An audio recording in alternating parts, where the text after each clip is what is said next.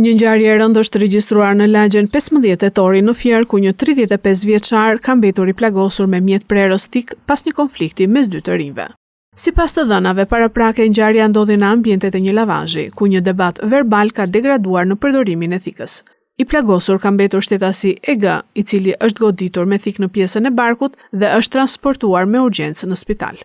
Burime zyrtare bëjnë me dije se ai ndodhet në spitalin rajonal Fier, ku po merr ndihmën mjekësore dhe fatmirësisht është jashtë rrezikut për jetën. Menjëherë pas marrjes së njoftimit, shërbimet e policisë kanë mbërritur në vend ngjarje dhe kanë nisur hetimet për zbardhjen e plotë të rrethanave. Edhe pse I dëmtuari nuk ka bashkëpunuar duke dhënë detaje apo duke identifikuar autorin, policia ka arritur të identifikojë të dyshuarin.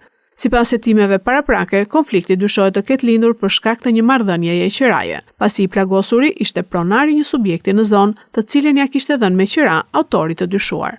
Policia ka shpallur në kërkim shtetasin AK, 25 vjeç banues në Fier, I cili dyshohet se gjatë konfliktit ka goditur me thikë 35 vjeçarin dhe më pas është larguar nga vendi I ngjarjes.